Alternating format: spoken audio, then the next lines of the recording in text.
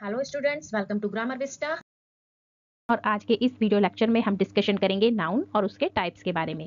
सबसे पहले हम नाउन में उसके टाइप्स के अंतर्गत उसके जो ट्रेडिशनल क्लासिफिकेशंस के टाइप्स हैं उनके बारे में डिस्कशन करेंगे और उसके बाद जो उसकी मॉडर्न क्लासिफिकेशन है यानी कि मॉडर्न टाइप्स हैं उसके बारे में हम विस्तार से डिस्कशन करेंगे। तो चलिए वीडियो शुरू करते हैं।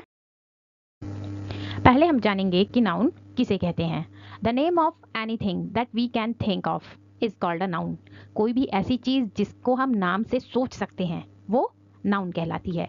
ये डेफिनेशन मैंने आपको समझाने के लिए लिखी है। जैसे एग्जाम्पल के लिए रोहित। रोहित क्या है? रोहित एक लड़के का नाम है। फार्मर। फार्मर क्या है? The name of a class of a person who manage a farm. यानी कि एक क्लास है जो कि खेती बाड़ी को मैनेज करते हैं। Crowd. Crowd the name of collection of people. Crowd वो है जो लोगों का झुंड इकट्ठा होता है, उसे क्राउड बोलते हैं। मिल्क।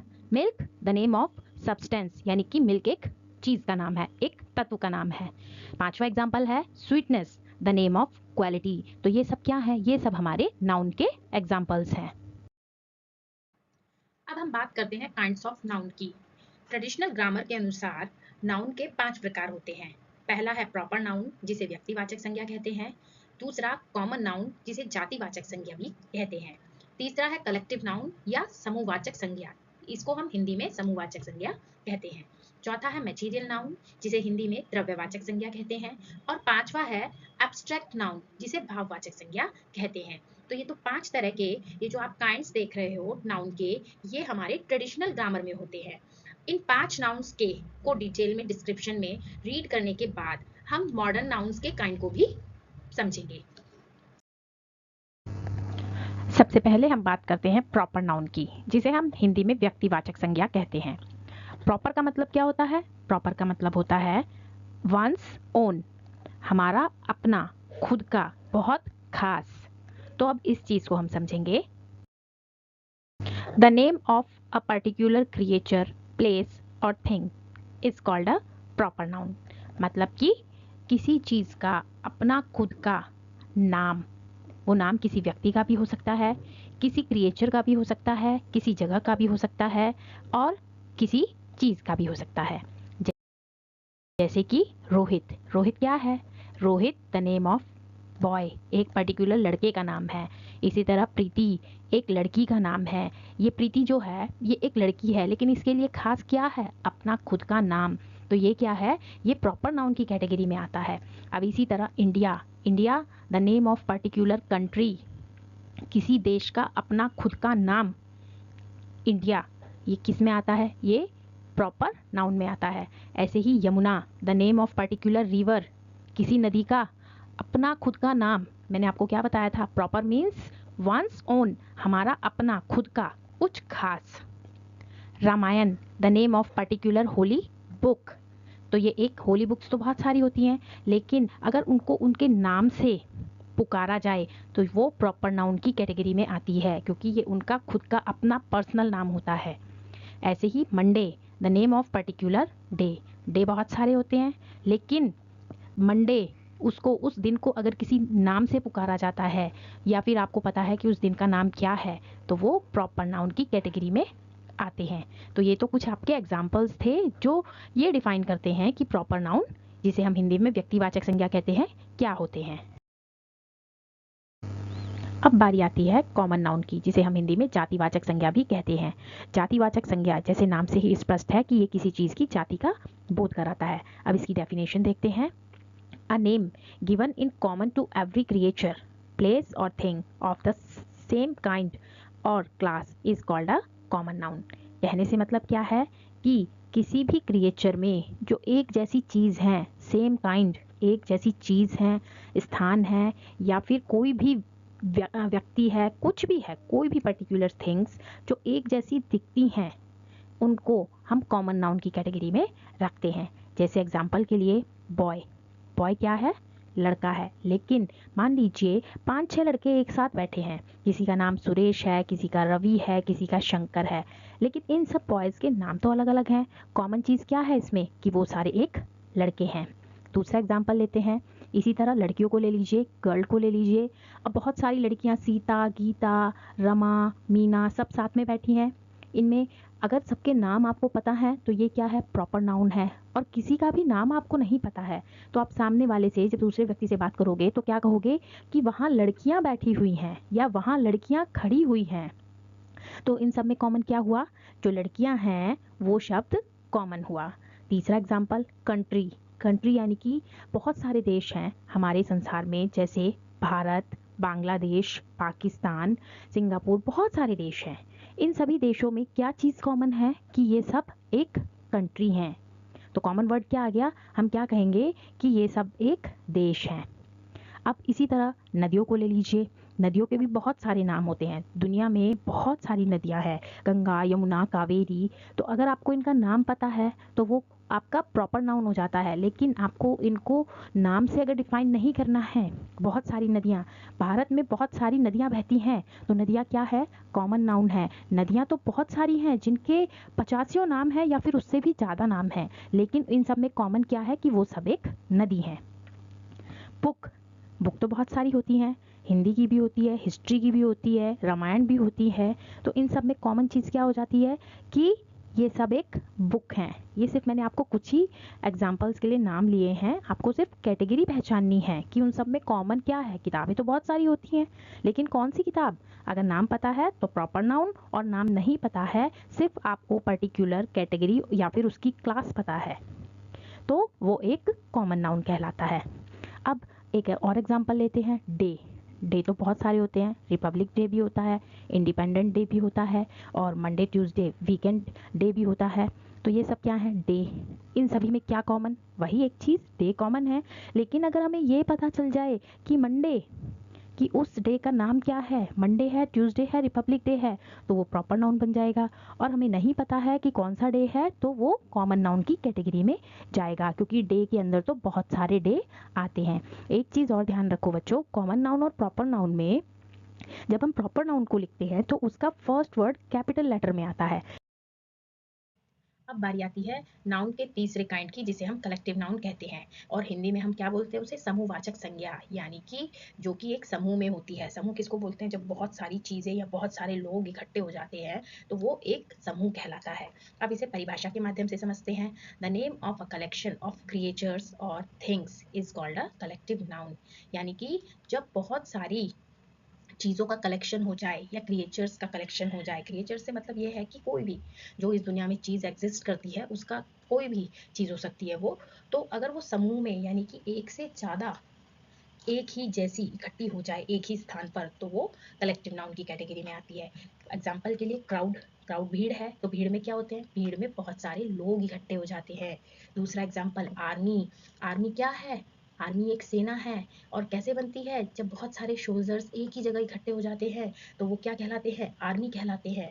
हेड, हेड में क्या है, जब बहुत सारे जानवर एक साथ इकट्ठे हो जाते हैं या एक ही तरह के जानवर एक ही जगह पर इकट्ठे हो जाते हैं एक से ज़्यादा, तो वो क्या कहलाता है, वो उनका झुंड कहलाता है। ऐसे ही क्लास, टीम, फैमिली और बंच, ये सब क्या है, ये कलेक्टिव नाउन के एग्जाम्पल हैं। बंच समझते हो ना आप, जैसे a bunch of grapes, grapes के एक गुच्छे में बहुत सारे ग्रेप्स लगे होते हैं। तो ये सब क्या है, ये सब आपके कलेक्टिव नाउन के एग्जाम्पल हैं। जब एक साथ एक ही जैसे बहुत सी चीज़ें या फिर लोग या फिर कुछ भी इकट्ठा हो जाए तो वो कलेक्टिव नाउन की कैटेगरी में आते हैं। अब हम चौथे काइंड की बात करते हैं, जिसे हम हिंदी में द्रव्यवाचक संज्ञा बोलते हैं और इंग्लिश में क्या बोलते हैं, मटेरियल नाउन। इसको हम परिभाषा से समझते हैं। The name of material substance which is measured और वेंग्ड but not counted is called a material noun. कहने से मतलब ये है कि ऐसी कोई भी वस्तु जिसे हम मेज़र कर सकते हैं या फिर जिसका हम वज़न ले सकते हैं लेकिन उसको हम गिन नहीं सकते, तो वो क्या कहलाती है, वो मटेरियल नाउन कहलाती है। एग्जाम्पल के लिए वाटर, पानी। पानी को आप क्या कर सकते हो, पानी को गिन सकते हो, नहीं गिन सकते ना। लेकिन आप उसका पानी का जो सरकमटेंसेस एरिया होता है आप उसको मेज़र कर सकते हो, यानी कि पानी जिस गड्ढे में भरा हुआ है उसका मेज़रमेंट लिया जा सकता है कि हाँ इस गड्ढे में इतना पानी आता है, या फिर चाहो तो किसी बर्तन में लेके पानी का आप वेट कर सकते हो, लेकिन आप उसको काउंट नहीं कर सकते। वो बात दूसरी है कि आप बाल्टियों में भर के 1 बाल्टी 2 बाल्टी बोल लो, लेकिन ये इन काउंटिंग की कैटेगरी में नहीं आता है। तो इट मीन्स कहने से मतलब ये है कि पानी को आप काउंट नहीं कर सकते हो। दूसरा एग्जांपल ऑयल है, ऑयल को भी हम काउंट नहीं कर सकते हैं। ऑयल अगर बाजार से आप लेके आते हो तो किस में लेके आते हो? बॉटल के अंदर लेके आते हो, आई नो, लेकिन लीटर में लेके आते हो ना। वो आपको कैसे काउंटिंग करके तो नहीं देता है कि 1 ड्रॉप 2 ड्रॉप, ऐसे तो नहीं देता है ना। वो कैसे लीटर में आपको वेट करके देता है, मेजर्ड करके देता है। अब राइस को आप कैसे लाते हो? राइस को भी आप 1 kg 2 kg या फिर ग्राम्स में वजन के हिसाब से लेके आते हो। तो ये आप 1 दाना चावल का 2 दाना चावल का ऐसे काउंट करके तो नहीं लाते हो। तो ये जो राइस है आपका, वीट है, ये सब आपके किस में आते हैं? द्रव्यवाचक संज्ञा मतलब कि मटेरियल नाउन की कैटेगरी में आते हैं। ऐसे ही बहुत से एग्जाम्पल हैं, जैसे शुगर है, वुड है, गोल्ड है और ब्रेड है। तो ये सब क्या है? ये सब हम वेट या फिर मेजर्ड के थ्रू लेकर आते हैं, परचेज करके। ये हम काउंट नहीं कर सकते हैं, ये अनकाउंटेबल हैं, यानी कि ये इतना छोटा पीस होता है कि इसको काउंट करना पॉसिबल ही नहीं है। तो हम इसको किस कैटेगरी में रखते हैं, कौन सी संज्ञा में रखते हैं? हम इसको मटेरियल यानी कि नाउन, मटेरियल नाउन यानी कि द्रव्यवाचक संज्ञा के अंदर रखते हैं। अब बारी आती है नाउन के 5वें काइंड की, जिसे हम एब्स्ट्रैक्ट नाउन यानी कि भाववाचक संज्ञा भी कहते हैं। The name of something that we can only think. आप समझ रहे हो? The name of something that we can only think of और feel but can not see और touch is called an abstract noun. मतलब ऐसी चीज़ें जिसे हम केवल सोच सकते हैं, महसूस कर सकते हैं, लेकिन ना तो देख सकते हैं और ना ही छू सकते हैं, तो वो सब क्या कहलाती हैं आपकी? वो सब आपकी एब्स्ट्रैक्ट नाउन कहलाती हैं। मतलब ये जो आपकी फीलिंग होती हैं, क्या इन्हें हम देख सकते हैं? या कोई भी देख सकता है इन्हें? नहीं ना, और ना ही इन्हें कोई टच कर सकता है। ये सिर्फ महसूस की जा सकती हैं। एग्जाम्पल से समझते हैं। ट्रुथ क्या है? ट्रुथ एक फीलिंग है, सच्चाई, किसी इंसान की सच्चाई, किसी इंसान में सच्चाई होना। तो ये सिर्फ एक फीलिंग है और एक सोच है, ना तो आप इसको टच कर सकते हो, ना ही आप इसको देख सकते हो। ऐसे ही और एग्जांपल देखते हैं। हीट, गर्मी सिर्फ महसूस की जा सकती है।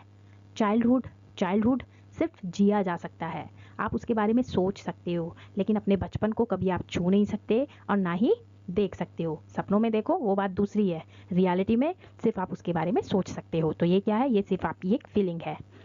अब ग्रामर, जो हम ग्रामर का इस्तेमाल करते हैं, जो व्याकरण है, ये सिर्फ हम सोच सकते हैं, इसको टच नहीं किया जा सकता, इसको हम सीख सकते हैं।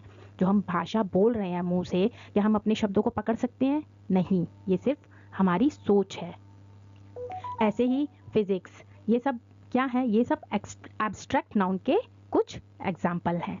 बच्चों देखो, ये तो थी आपकी ओल्ड ग्रामर में, यानी जो पहले की इंग्लिश थी उसमें नाउन्स की जो कैटेगरी थी उसके काइंड्स थे।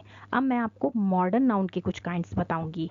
है वही चीज़ जो ओल्ड इंग्लिश थी उसमें जो नाउन के काइंड है वही मॉडर्न नाउन में, लेकिन थोड़ा सा ना नाम चेंज कर दिया है। तो चलिए अब उसको समझते हैं।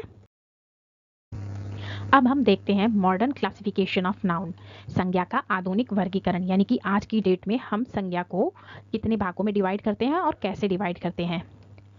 प्रॉपर नाउन ओल्ड इंग्लिश में भी वही था और मॉडर्न इंग्लिश में भी वही है। दूसरा काउंटेबल नाउन, जो नई चीज़ ऐड करी है, जो मॉडर्न क्लासिफिकेशन हुआ है उसमें एक चीज़ ऐड करी है, काउंटेबल नाउन। ये सिर्फ उन्होंने इसका नाम ऐड किया है। अब काउंटेबल नाउन के अंदर उन्होंने किन दो नाउनों को रखा है? कॉमन नाउन को और कलेक्टिव नाउन को। ठीक है, क्लियर है आपको? आपने ओल्ड इंग्लिश में जो मैंने आपको नाउन और इट्स काइंड्स पढ़ाए हैं उसमें आपने कॉमन नाउन भी पढ़ लिया, कलेक्टिव नाउन भी पढ़ लिया। मॉडर्न इंग्लिश में हम इन्हें क्या बोलते हैं? Countable noun. अब नंबर 3 पर जो मॉडर्न इंग्लिश है उसमें क्या रखा है? Uncountable noun. तो अनकाउंटेबल नाउन के अंदर उन्होंने मटेरियल नाउन और एब्स्ट्रैक्ट नाउन को रखा हुआ है। तो आप कंफ्यूज नहीं होना, सिर्फ नेम चेंज हुए हैं, कैटेगरी चेंज करी है, बाकी कोई अंदर से कोई भी चीज़ चेंज नहीं है। अगर मटेरियल नाउन है तो मटेरियल नाउन हमेशा मटेरियल नाउन ही रहेगा, वो कॉमन या कलेक्टिव नाउन नहीं बनेगा। तो आपको ये चीज़ क्लियर है? अगर आपको वीडियो अच्छी लगी है तो प्लीज़ लाइक, शेयर और सब्सक्राइब करना ना भूलें और मिलते हैं नेक्स्ट वीडियो में किसी नए टॉपिक के साथ। तब तक के लिए बाय बाय।